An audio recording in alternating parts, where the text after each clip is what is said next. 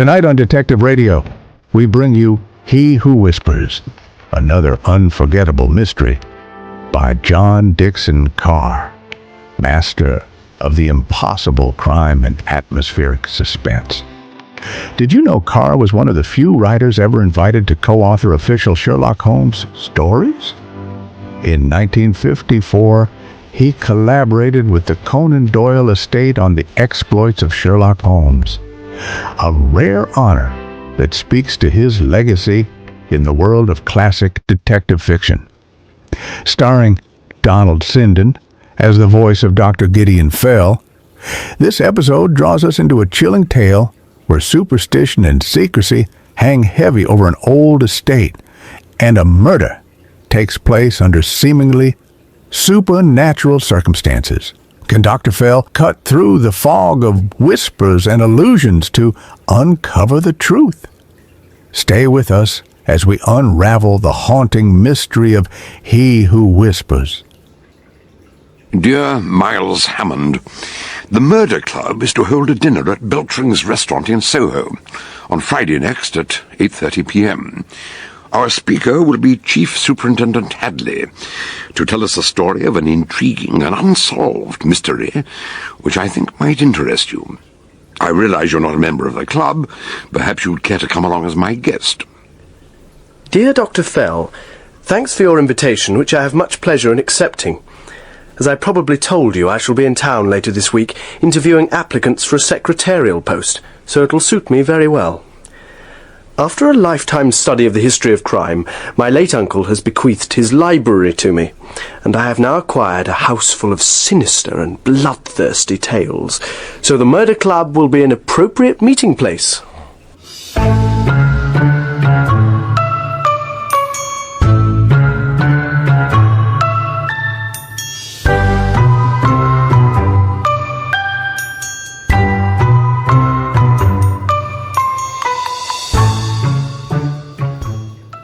Notes made by me, Gideon Fell, June the 18th, 1937, concerning a particularly cruel and horrific murder, a crime so evil and so shocking it seemed to be literally inhuman.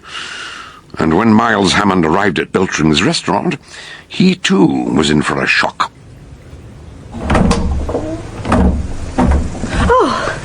Made me jump. Who? I mean, what are you doing here? I'm looking for Beltring's restaurant. Have I come to the wrong place? This looks more like a bar. The restaurant's through there, but it's not open to the public tonight. There's a meeting going on. At least there should be. I know. The Murder Club. That's why I'm here. Oh, really? So am I. Perhaps we should introduce ourselves. I'm Barbara Morell. Who are you? Miles Hammond. How do you do? Hammond? You're not a member of the club, are you? No, I'm a guest of Dr. Gideon Fell. Oh, that's funny. So am I. But the weird part is, not a single member has turned up tonight. The whole club seems to have disappeared. Disappeared? There's no one here except you and me, and a policeman called Hadley. Frederic, the head waiter, is absolutely frantic.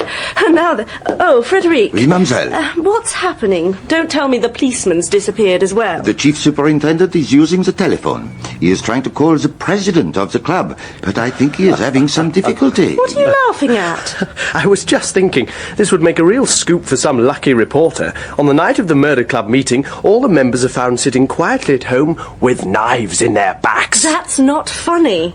You're not a journalist, are you? No, why? I thought not. Then you've been reading too many detective stories. As it happens, I am a journalist. Well, that's all I need. For years, Gideon Fell has been trying to persuade me to come and talk to this club. And for years I've said, no, I don't want to be misreported in the press. And he always tells me there are no journalists here.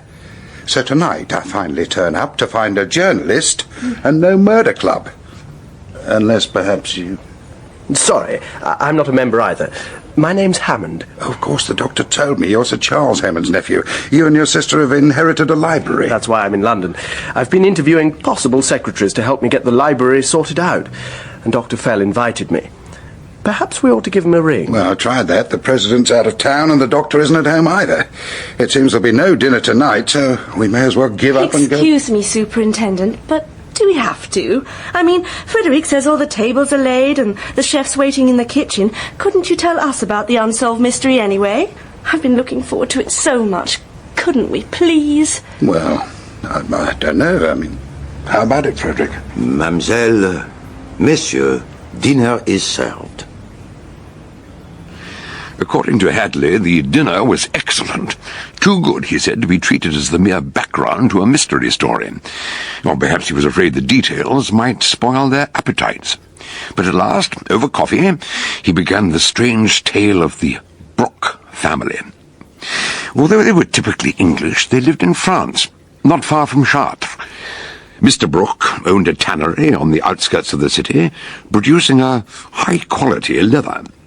As Hadley explained, he met them by chance 6 years ago while he was on holiday. Yes, I'd only been there a few days.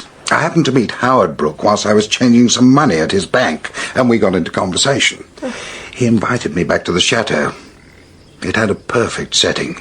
Beside the river, and there was an old tower by the water's edge with a crumbling stone staircase spiralling up to a lookout platform at the top. I shall never forget that tower as long as I live. Why? Hang on. I've set the stage. Let me describe the characters. Brooke was in his 50s, his wife a few years younger, and they had one son, Parry, in his 20s.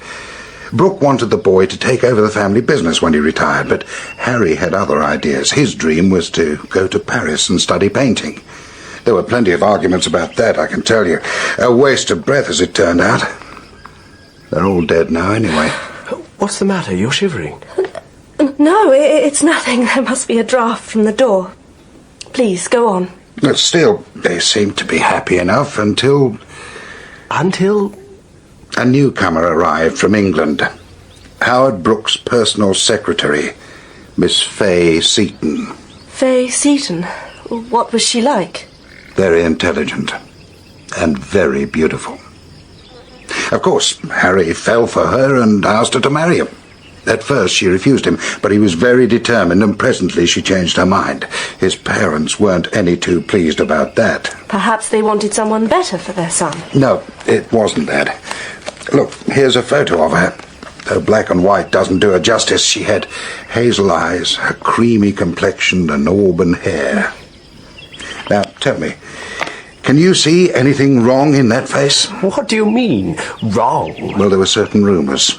Some people believe she was dangerous. In spite of that, Harry and Fay announced their engagement. And that was when Mrs. Brooke phoned my hotel and begged me to come at once. She was afraid something terrible was about to happen.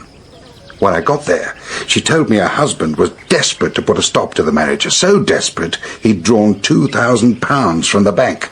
He was about to have a showdown with the girl and try to buy her off. Just because of some stupid gossip? No, it wasn't only gossip. A family at a neighbouring farm had a 15-year-old son, and apparently he and the young woman were... Well, anyhow, Brooke had arranged to meet Fay at the top of the old tower. Where was Harry during all this? Mrs. Brooke said he was in his room writing letters, but when I got to the tower, Fay was in the doorway looking very pale. She was obviously upset. Why? What was wrong? She told me Harry and his father were both up above. She'd heard them having a furious argument. Then she brushed past me and disappeared into the woods. What did you do? I climbed the corkscrew staircase as fast as I could and found them at the top of the tower. Brooke was wearing a raincoat. It looked as if a storm was about to break. He had a bulging briefcase propped up against the parapet beside his walking stick, and they were both talking at once, so angrily they didn't notice me at first. That must have been an awkward moment. When Howard saw me, he pulled himself together and said he was waiting for his secretary. They had some business to discuss and sent us both away. Harry went with you? Well, we had no alternative. By the time we got down the stairs, it had started to rain. We sheltered under the arch of the doorway, waiting for it to stop, and then... Go on. We heard a heavy thud, echoing down the stairwell. When we got to the roof, Brooke was lying face down, the back of his raincoat oozing blood from a stab wound below his left shoulder.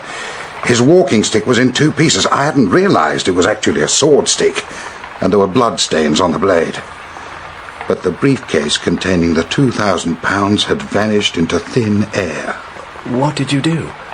We eased him into a sitting position, and Harry gasped, "Dad, Who was it? Who did this? The old man opened his mouth and tried to speak, but he was too far gone. He died in his son's arms a few minutes later. But who killed him? Was it Faye Seaton? I told you.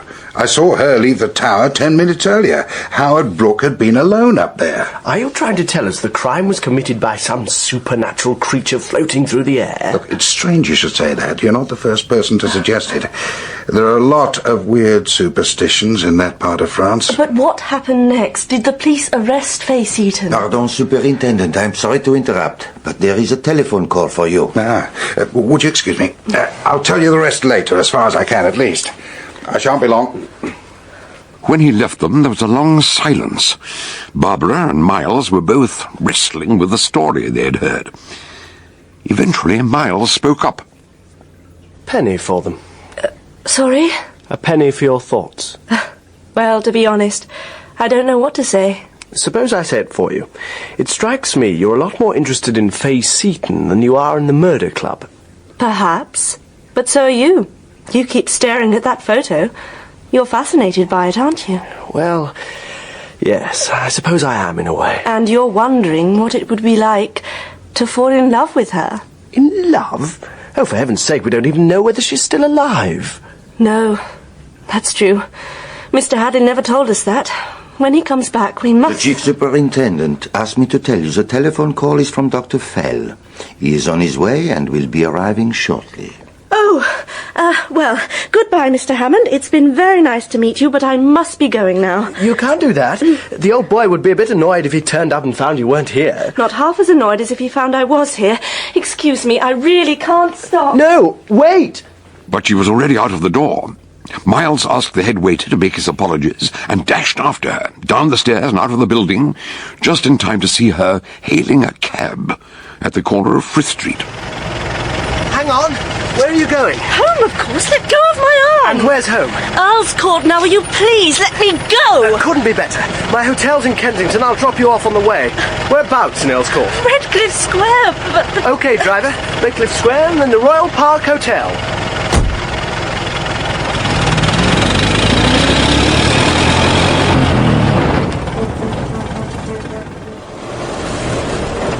We can't both rush off like this. It's terribly rude. Don't worry. When I get in, I'll ring up and explain. Explain? What is there to explain? I was hoping you'd tell me. After all, you arranged all this, didn't you? I don't know what you mean. Somehow you cancelled that dinner tonight. You put all the guests off except Hadley, because you wanted to hear the story about Faye Seaton alone, right? Right. I found out the members' names and addresses and rang them all, pretending I was Dr. Fell's secretary, and said the dinner had been postponed. Then I rang Dr. Fell, as the president's secretary, and told him the same thing. But surely the doctor must have recognised your voice. I don't even know Dr. Fell. I lied about that too. But why, for heaven's sake? Oh, it's too complicated now, but... How long are you staying in town? If we could meet, tomorrow, perhaps, I could explain. Sorry, I have to go back to the country in the morning. My sister and her fiancé are coming up to do some shopping, and I'm going back on the train with them. But I'll be in London at the weekend. So we can meet then? Yes, I'd like that. After Miles dropped Miss Morell off at Earl's Court, he went on to the Royal Park Hotel. But when he asked the desk clerk for his key... Good evening, sir. I have a message for you. Oh, what's that? Let me see. Here it is. A young lady telephoned earlier. She said you'd applied to an employment agency for a librarian to do some cataloguing. I did.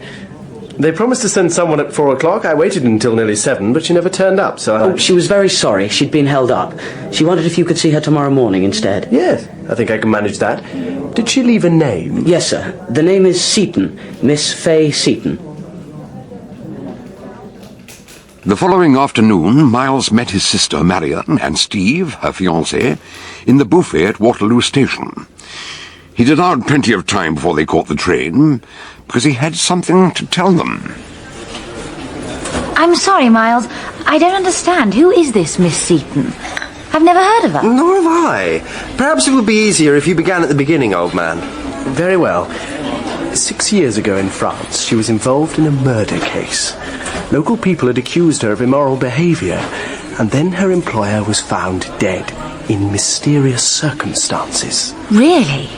Well, I'm sure that's very interesting, but why are you telling us? Because I met her this morning. I've engaged her to come to Greywood with us, to catalogue the books. You're not serious. I really believe he is. What made you do a thing like that? I don't know. I've made up my mind to have nothing to do with her. Then she told me she had trained as a librarian.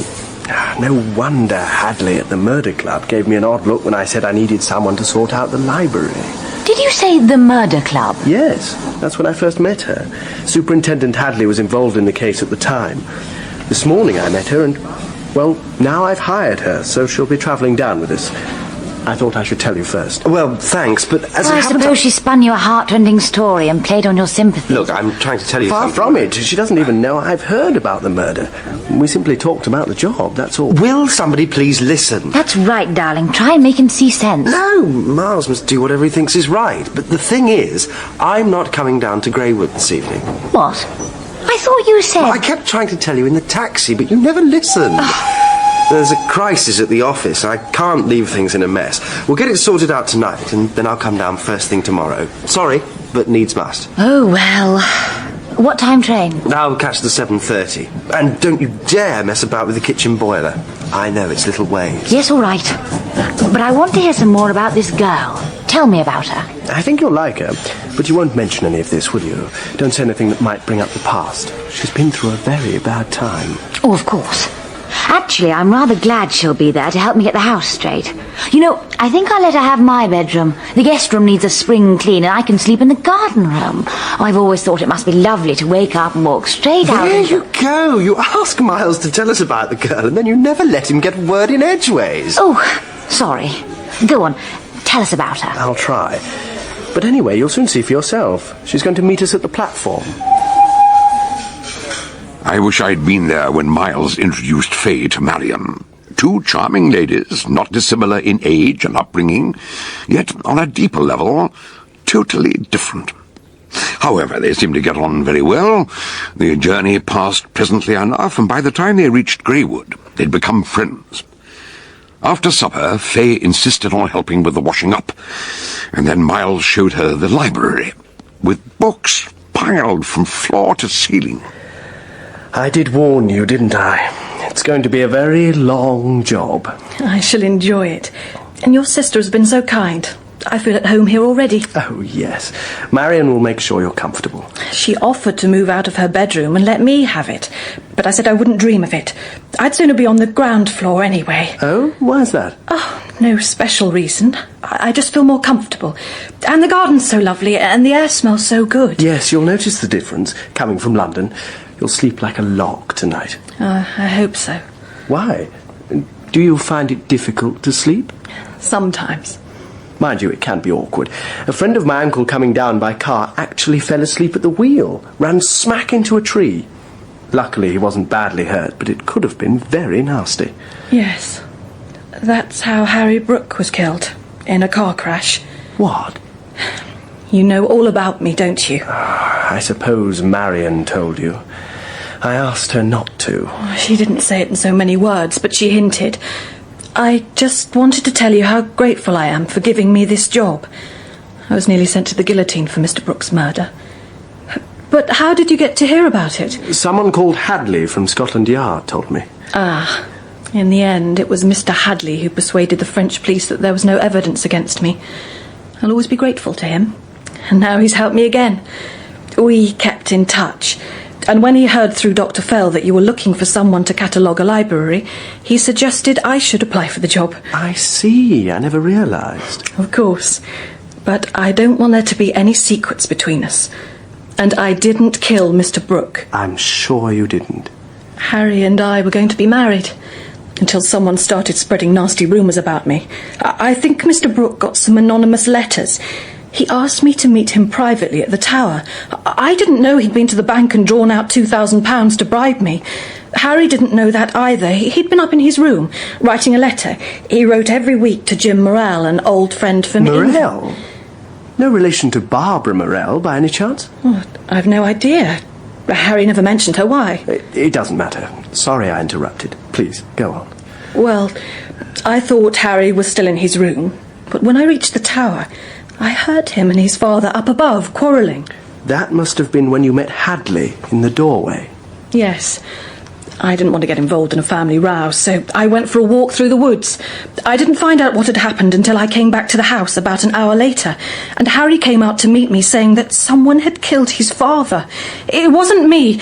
You do believe that, don't you? Of course. Anyway, eventually the police decided it was suicide. Suicide? Mr. Brooke's fingerprints were the only ones on the sword stick. You know about the sword stick? Yes. The police surgeon said it would have been almost impossible from the position of the wound. But there was no other evidence, so they had to let me go. But what about the briefcase full of money? Hadley said it had disappeared. They thought in his struggle Mr. Brooke had knocked it over the parapet into the river. It was never found. The whole business created a sensation. And then Harry was killed in the car crash, and a month later Mrs. Brooke died too. She was so heartbroken. They said she died of grief. Do you two have any idea what time it is? Marion, for goodness sake. Oh, I'm sorry. It was my fault. I hadn't realised it was so late, and I want to start work early tomorrow. But before I go to bed, I've got a little something for you, Marion, to thank you for being so kind and welcoming. Oh, heavens. You don't have to do that. But I want to. It won't take a moment. It's in my suitcase. I'll go and get it now before I start unpacking. Well, I must say, she's behaving like the perfect guest. But you still don't like her, do you? I never said that. I do like her, only... Only what? There's something about her. I can't explain it. I just feel you should be careful. Very careful. Listen, I have no personal interest in Faye Seton, if that's what you're worried about. I'm interested in an unsolved mystery, that's all. Yes, that's the part that worries me. All that nonsense about murderous demons floating through the air. I'll believe it when I see one, that's all I can say. And suppose you did see one, what would you do? A sinister face floating outside my window. Oh, I'd probably take a pot shot at it with my revolver. Steve insists I have some sort of protection whenever I'm alone here, so he... Hello. What's that? A car at this time of night? Who on earth? It's the taxi from the village. There's someone getting out. Good Lord! Who is it? An old friend of mine, Dr. Gideon Fell. I apologised twice for my arrival, since I was not only extremely late, but also uninvited. Marion Hammond offered to make up a bed for me, but I told her that I would be returning to London by the last train. The cab driver had agreed to wait until I was ready to go back to the station. I could see Marion was very tired, and she admitted she was feeling drowsy. Then she said good night and went up to bed. Naturally, Miles wanted to know the reason for my unexpected arrival, and when I explained that Hadley had telephoned me late that afternoon to tell me about the mysterious events at the murder club, he decided that we both needed a drink. Don't drown it. How's that? That's splendid. Your very good health. Yep, well, that's better. Now, would you mind telling me what all this is about? Not at all. I'm very glad to have had the opportunity to meet your sister. Charming young lady. Yes, she is. But I don't imagine you came all this way just to compliment me on my relatives. Not entirely, no. I admit there is another member of this household who arouses my curiosity. You mean Faye Seton? I do indeed. How did you know she was here? Well, let's say I thought it was highly probable. You're employing her as your librarian, I presume? Yes. What's wrong with that? Miss Barbara Morell also telephoned me today to apologise for upsetting our arrangements last night, and to tell me Faye Seton was in London. She even had her address. And now Faye is here, under your roof. I must see her. There's one particular question I have to put to her, and I must also warn you that... for heaven's sake, not you two. Look, I've already talked to her about Howard Brooke's murder. She told me she didn't kill him, and I believe her. Did she also tell you that after the inquest, a mob of local farmhands were threatening to lynch her? What? I know there were vague rumours about her carrying on with some local... The rumours were not vague. Young Pierre Freneck had been ill. In his delirium, he had a nightmare. He dreamed he saw a white face floating outside his attic window. But next morning, when his father woke the boy, he saw tooth marks on his throat, where the blood had... That's ridiculous. They actually believed that Fay was... They believed in vampires, in the undead. Those were the accusations made in the anonymous letters sent to Howard Brooke. That was why he tried to break his son's engagement and buy her off. And that is why he died. Are you telling me you believe that vampires exist? I certainly believe in the existence of evil, which is why I warned you to be on your guard. Evil forces have struck once, they could strike again. So, before I leave tonight... You're not leaving. We'll talk about this in daylight and let a little sanity into it. And tomorrow morning, when Marion hears the rest of the story... You've already told your sister about it. Oh, of course. In fact, I asked her what she would do if she met a supernatural horror floating in midair. And what did she say? She said she'd probably fire a revolver at it. Anyhow, this question you've got to put to Fay. If it's really important, I'll go and fetch her. What? Dear God! Marion! When Miles switched on the light, we found Marion Hammond in her bed. In her hand was a small revolver. Her eyes were glassy and unblinking, her face chalk white. On the bedside table was a photograph of Marion with her fiancé. Happy and carefree, very different from the helpless woman who lay before us. I put my hand to her wrist, hoping to feel a pulse. Well, is she... It's very faint, but her heart is still beating. She needs fresh air. Open the window. Yes, I noticed that strong perfume as soon as we came in. Now, there's an open bottle on the dressing table. Look at this. A bullet hole through the glass. What do you think she saw outside her window? Never mind that. Is there a local doctor? Yes, Dr. Gilpin in the village.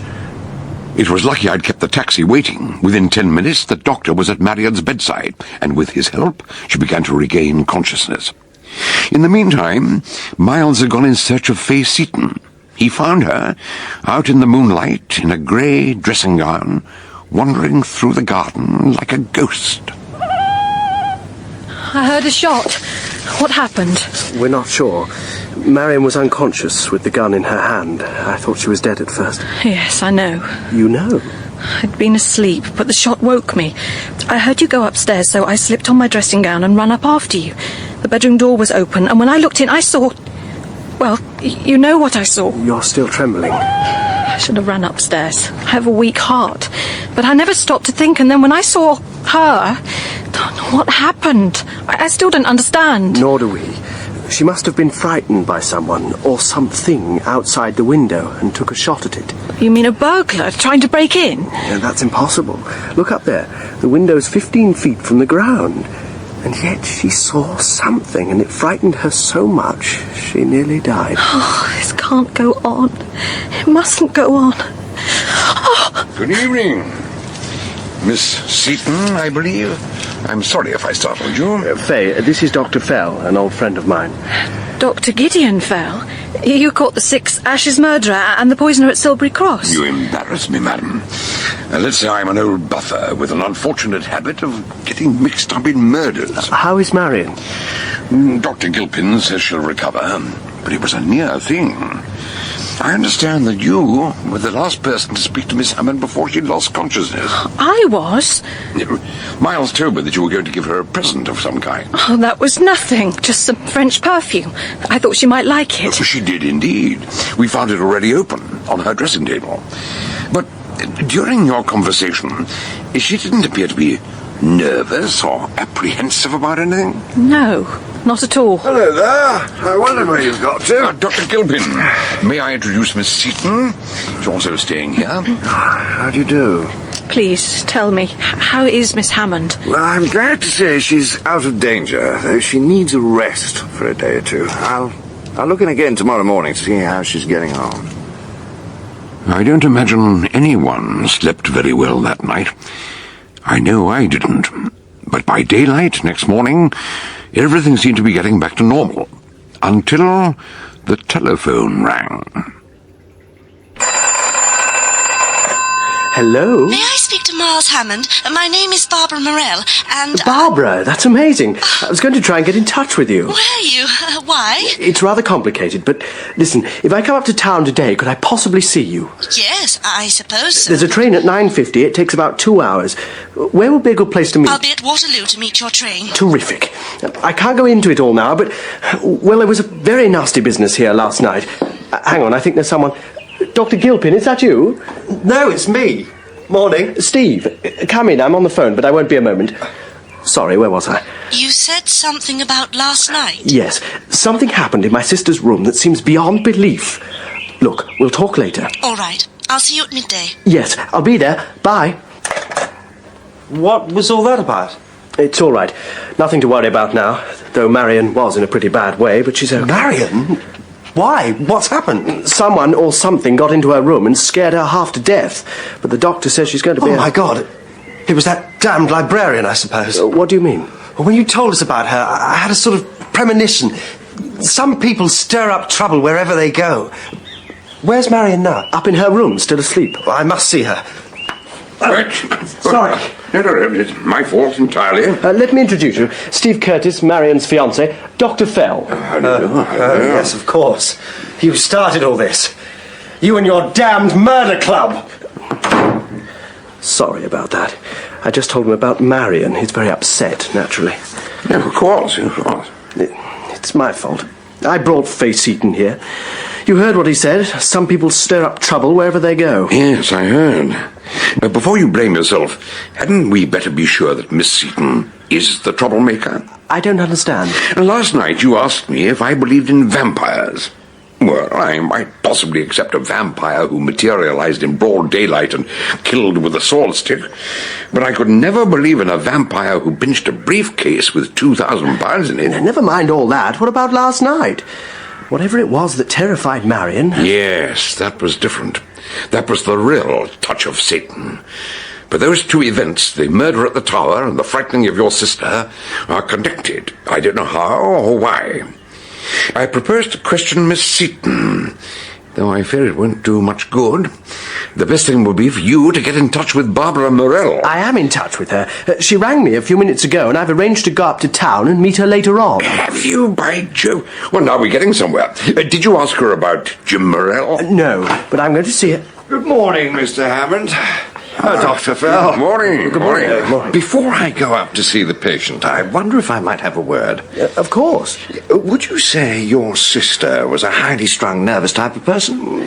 No, not at all. No, I thought not. And she doesn't suffer at all from what you might call hallucinations? Oh, good Lord, no. What gave you that idea? Well, last night she kept muttering about someone who whispered in her ear.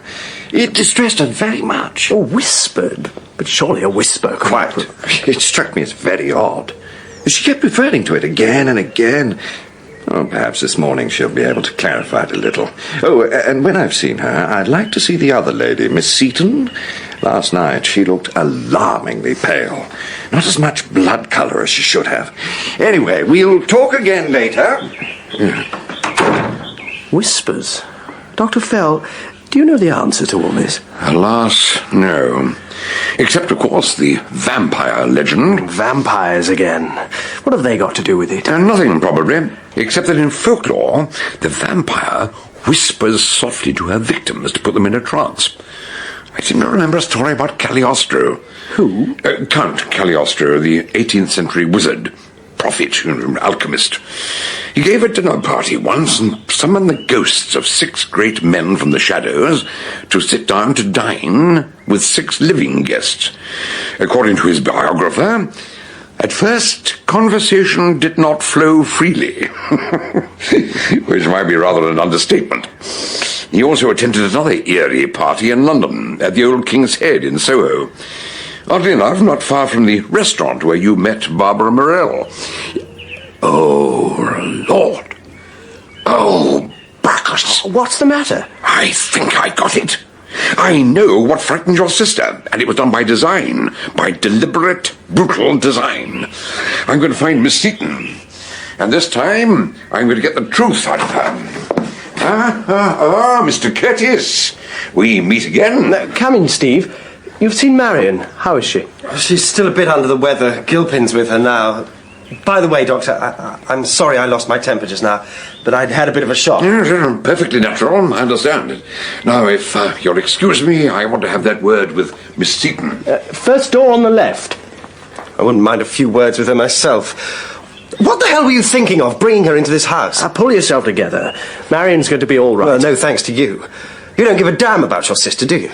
All you care about is that infernal little slut you picked up out of the gutter. For God's sake, calm down. What's wrong with you? I'm sorry. I shouldn't have said that. I don't know what came over me. I'm going for a walk. Maybe the fresh air will clear my head. By the by, what's Dr. Fell doing here, anyway? And what does he want with your precious librarian? He's simply trying to find out what's going on. Unfortunately, I was too late. Miss Seaton has gone. Gone? Why? What's happened? She left this on her pillow. It's addressed to you. Dear Mr. Hammond, I'm afraid I have to go up to London on an urgent matter that needs my attention. Perhaps it's just as well I kept on my little room in town. And a briefcase might be useful, too. But don't worry, I shall return before nightfall. I should have guessed. Presumably, she'll be going to London by train. I suppose so. There's the 9:50. That's the one I meant to take to meet Barbara. They must have caught the bus at the end of the lane a few minutes ago. Ring for a taxi. You've got to be on that train. I warn you here and now, if that young woman carries out her plan, something damnable is going to happen. You must catch that train. You'd better go up and say goodbye to Marion before you leave. I'll ring for a cab, don't worry. Miles caught the train with 30 seconds to spare and immediately set out to find Fay Seaton. But although he went through every coach, he drew a blank. She was not on board. When he reached Waterloo, Barbara Morell was waiting for him at the barrier. Hello? Did you have a good journey? No, I didn't. I mean, thank you for coming to meet me, but, oh, Lord, everything's gone wrong. What do you mean? We thought Faye would be on the train. Dr. Fell said I had to find her. Everything depended on it, and now I don't know what to do because she wasn't on it. But she was. I saw her just now. She came through the barrier about a half a minute before you did. That's impossible. I searched the whole train. Hey, I thought you'd never met her. How did you recognize her? From the photo Mr. Happy showed us, remember? Oh, yes, of course. Which way did she go? I've no idea. There were so many people about her. Hang on. Dr. Fell said you knew her address. Yes, she lives in Camden Town, 5 Bolsover Place. What's the quickest way to get there? By underground. Right. What are we waiting for? I don't want to keep pestering you with questions, but what's so urgent about finding her? Does the name Jim Morell mean anything to you? Of course, he's my brother, but you can't possibly connect Jim with any of this. He's in Canada. He's been living there for years. How did you hear his name? Fay Seaton said Harry Brooke used to write to him. Oh, yes. Jim knew that unspeakable swine. But I thought everyone seemed to like Harry. Oh, yes. Good old Harry. Jolly good chap. Only I know a few things about Harry Brooke. And about Fay Seaton. Now, look, I don't care what you say. I happen to believe in Fay Seaton. Everyone thinks I'm mad. You weren't the only person who warned me against her. I did nothing of the sort. I wasn't trying to warn you. I was hoping you might be able to help her. I only wish I could, but... Fay Seaton is the most terribly wronged person I ever heard of. As for those things she was accused of, the immorality, the absurd superstitions, they were a deliberate frame-up from start to finish. I felt that all along, but who'd want to do anything so... Harry, of course. That charming young man was a cruel, ruthless devil determined to get his own way. But he... hello, this is Camden Town, quick! But it was too late. Absorbed in conversation, they'd missed their stop and had to travel on to Kentish Town. As they walked back, Barbara filled in the details. You know Harry was set on becoming a painter in spite of his parents' wishes? Yes, but what's that got to do with anything? It had to do with everything. He was afraid if he simply left home they'd cut him off without a penny. So he had to devise a scheme that would force them to let him go. That's when Fay arrived on the scene and he pretended to fall in love with her. Pretended? At the same time, he started a whispering campaign against her. He even bribed a 15-year-old boy to scratch his own throat and tell some nightmare tale about vampires. And he sent his father anonymous letters, hinting at some terrible secrets in her past, so his parents would beg him to break off the engagement. The plan was he'd finally come to them, shedding crocodile tears, and say, "All right, if I give her up, will you send me to Paris for 2 years so I can try to forget her?" How do you know all this? He was so proud of his scheme he couldn't resist writing to my brother and telling him how clever he'd been. And you knew about it at the time? No, that was 6 years ago, before Jim emigrated. Then one morning he was reading the paper and he said, "My God, old man Brooke's been killed." But he never told me what he knew about Harry. And a few months later he went to Canada. So how did you find out about Harry's plan? And Faye? After Jim left, I spring-cleaned his room. And I found all Harry's letters in the waste paper basket. I shouldn't have read them, but I did. And I kept this one. I always carry it with me. Look, it's the last letter Harry sent to Jim, the day his father died. His writing's awful. Let me read you the last page. Go on. Here we are. "Something terrible has just happened. Someone killed Dad. He was alone at the top of the tower, but someone stabbed him. God knows how. Must get this in the post quickly. For God's sake, don't tell anyone what I've been telling you. If Faye went mad and killed the old boy, I don't want anyone to know I've been spreading gossip about her. It wouldn't look good. I never meant anything like this to happen. Yours in haste, HB." So she isn't guilty. She isn't guilty of anything, and yet somehow or other she believes she's damned forever. I'm certain of that. What's worse, she's in danger. We must find her before it's too late. Don't worry. Here we are. Number 5. As they entered the house, a stale, mildewy smell broke over them like a wave. A woman on the ground floor told them where to find Faye, and they climbed the steep, uncarpeted stairs to the second-floor landing. Who is it? Hello, Faye? What are you doing here? Did you follow me? I had to. You may be in danger. You startled me. Who's that with you? Hello, Miss Seaton. This is Barbara Morell, Jim Morell's sister. She's very anxious to meet you. In fact, He stopped short as he saw, lying on a side table, an old briefcase, dried and cracked, still bulging, but with the flap open. And beside it was a wad of banknotes, stained with rusty brown patches. Oh, yes. They're bloodstains. Mr. Brooke's blood got on them when he... Faye, for God's sake. I shouldn't be here. I'm not needed. Miles, I'll leave you and Miss Seaton. No, please. Come in, both of you. And close the door. Thank you. And perhaps you'd switch the light on. I'll just draw the curtains. We don't want anyone across the street to spy on us. But the briefcase, the money, I don't understand. You can't be guilty. We have proof of that. The accusations against you are trumped up by Harry Brooke. Oh, yes. I've known that all along. Then why didn't you say so at the time? Because... Oh, what difference does it make now? What difference? But the damned briefcase. Is the rest of the money still there? Of course. I only stole it. I didn't spend any of it. I have no right to ask, but what else is inside it? Who's there? Superintendent Hadley, Metropolitan Police. Mr. Morell, Mr. Hammond, good afternoon. And Miss Seaton. It's been a long time. Yes, it has. What are you doing here? I had a call from Dr. Fell. He told me what happened at Greywood last night and asked me to keep an eye on you. It's all right, Faye. The doctor's concerned for your safety. He's concerned for everyone's safety. He also asked me to put a question to you, Miss Seaton. I understand that last night, after you heard the shot, you went upstairs to Miss Hammond's room. You found Dr. Fell and Mr. Hammond already there. Then you turned and ran away. Apparently you saw something there which upset you very much. Did I? I don't remember. I'm afraid I find that difficult to believe. You saw something that shocked you so much you ran out of the house hardly knowing what you were doing. Why not tell us what you... At that instant, though no one touched the switch by the door, the light went out. With heavy curtains across the windows, they were plunged into darkness. The door opened, and something rushed into the room. What the hell?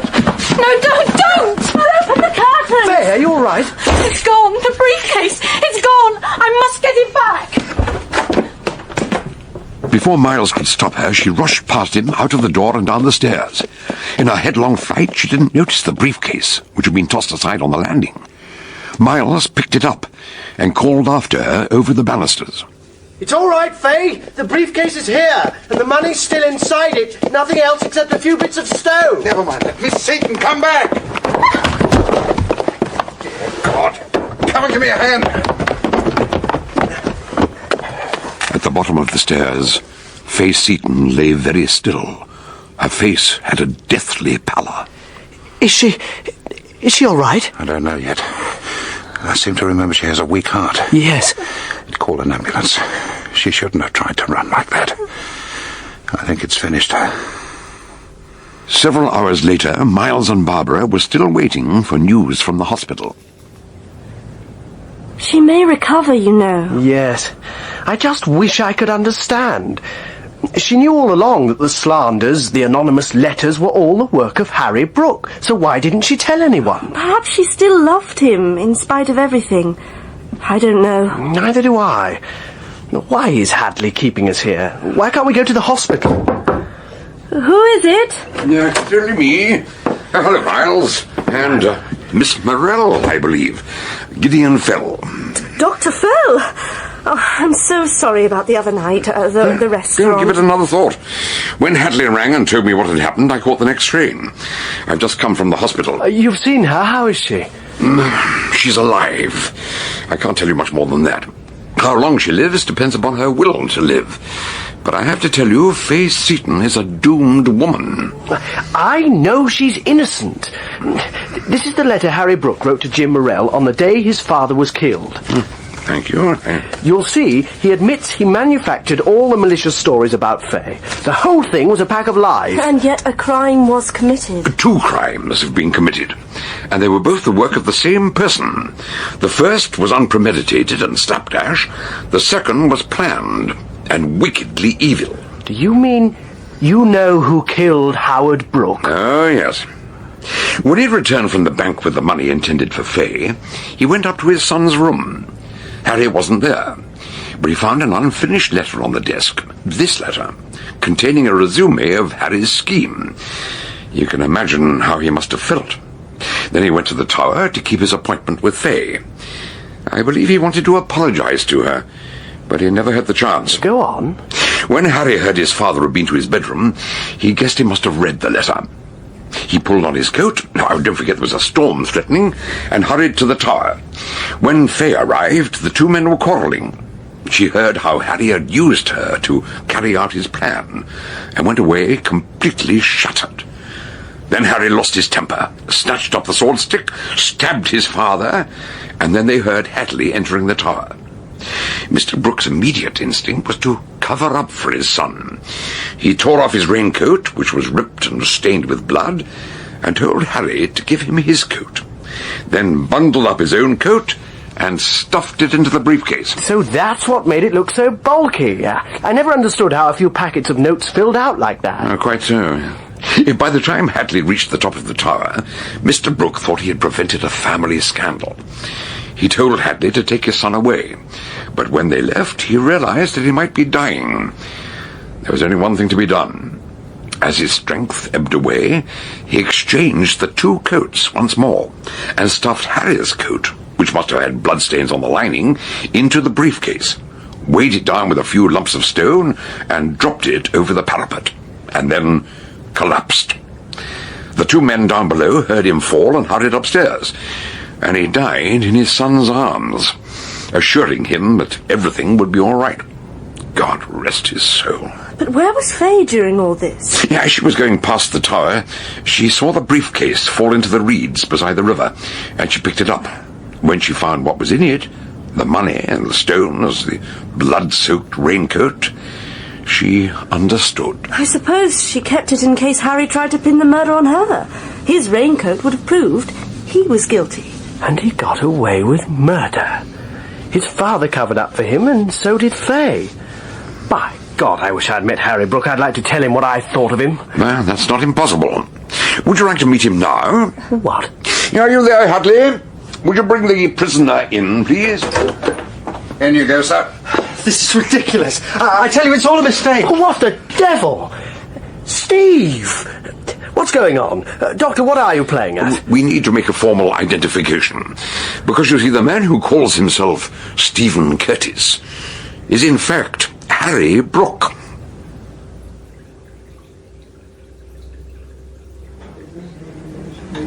But, Doctor, I feel as if I'm here under false pretenses after what happened last time in this restaurant. I really don't deserve to be taken out to supper. No, not another word. After what you've been through today, it's the least I can do. I can't help thinking about Faye and what she's been through this weekend. Not just this weekend. For years she's gone through her own private hell. So, how did Harry Brooke become Steve Curtis? I suppose his death in a car crash was just another lie. No, I think there was a car crash. Somewhere on a lonely French road, I think he found a wrecked car, and the driver, about his own age, dead. He realized it was a golden opportunity and assumed the clothes and papers and identity of the real Stephen Curtis. Well, it must have been a nasty moment for him when you announced that you'd hired Faye Seaton to come and work for you, Miles. No wonder he had a sudden crisis at the office. Yeah, but I think he saw another possibility. Faye Seaton still had the evidence that proved he was a murderer. If she were disposed of, there'd be no one left to connect Stephen Curtis with Harry Brooke. You mean he was planning to kill her? Miles, you said something about your sister offering to give Faye her bedroom. Now, was Harry Brooke aware of that? Oh, yes. It was only when we got to Greywood that Faye said she'd prefer to sleep downstairs. So Harry didn't know that. When he arrived late that night, he expected to find Faye in Marian's room. He didn't turn on the light, but when he caught a whiff of perfume, a perfume that Faye had worn ever since her first visit to France, he remembered that. He planned a very skillful murder, but he got the wrong woman. It wasn't until the next morning that I began to suspect him. You were on the phone to Barbara, remember? Yes, I started to tell her what was going on. You said something happened in my sister's room that seems beyond belief. And that was when Harry, walked in, pretending he'd just arrived on the early train. And he heard what you said. When you rang off, you told him not to worry. Marian was going to be all right. I was outside, so I didn't see his face, but I heard him say, Marian. He was completely thunderstruck. I wondered why. He already knew something nasty had happened in her room. Who did he think it had happened to? Her great-aunt Agatha? Sorry to interrupt, but I still don't know what did happen in her room. What was it that frightened her so much? What had she seen? She didn't see anything. She must have done. She fired a shot at it. Oh, no, she didn't. I was mystified at first, but sometime later, when we were discussing Cagliostro, I remembered how he was initiated into a secret society at the King's Head in Soho. He was blindfolded, given a pistol, then told to put it to his temple and pull the trigger, without knowing whether it was loaded or not. When he pulled the trigger, there was a thunderous explosion. But it wasn't loaded. Someone had fired a second gun just behind him. It was a cruel hoax. And Harry did that to Marian? While she was asleep. He put an unloaded pistol to her head and kept whispering to her, telling her that she was about to die. She didn't know he had another one loaded with a real bullet. Slowly, he squeezed the trigger. She heard the hammer moving slowly back. And then... Oh! I beg your pardon. I got carried away. But just imagine, what would a shock like that do to someone with a weak heart? After that, Harry slipped out of the house and lay low till the following morning. But, Doctor, when we rushed up to Marian's room, Faye followed us. The door was open and she looked in, and something she saw there terrified her. What was it? Cast your mind back. On the bedside table, there was a photograph of Marian and her fiancé. That's when Faye knew Harry was still alive. And she realized that the attack had been intended not for Marian, but for her. He had returned from nowhere to take her life. Which is why she ran away and why he decided to follow her to London. He was so helpful, wasn't he, Miles? He rang for a taxi, he even came to see you off. And as the train began to pull out, he jumped into another compartment. But I searched the whole train, looking for Faye. You were looking for a woman. No doubt he kept a newspaper in front of his face. You wouldn't have given him a second glance. But I never saw Fay, either. I think I can explain that. If a train's really crowded, I have a quiet word with the guard. If you ask nicely, they sometimes let you travel in the guard's van. And of course Harry didn't know Fay's address, so he followed you two, hoping you'd lead him to her. And you did. She warned him in the note she left that she still had the incriminating briefcase in her possession, and he had to get it back. He pulled the switch in the fuse box on the landing, and he nearly got away with it. He chucked the briefcase. It was the raincoat he was after. He ran out of the house, still clutching it, slap bang into the officer I'd left outside. I'd say Marion had a lucky escape. I hope you can explain that to her, Miles. Oh, yes. But Fay wasn't so lucky. As you said, Mr. Hadley, she's been through hell. And yet even now there's some quality in her that won't let her speak out to denounce the man she had once loved. She might only have a few months to live. She's sick at heart and without hope. But she... Excuse me. What's the matter? I'm going to her. Miles, don't be silly. You hardly know her. Whatever crazy plan you have in mind, it's bound to end in disaster. I don't care. I'm going to her. And for the second time, Miles Hammond left Beltring's restaurant, hurried down the stairs, and ran out into the night. Thank you for tuning into Detective Radio. We bring you new episodes of mystery, suspense, and thriller stories every week. To keep getting our updates, give us a like and subscribe, and hit the notification bell. For those looking to lend a little extra support, follow the link in the description. Good night, stay alert. Until the next crime.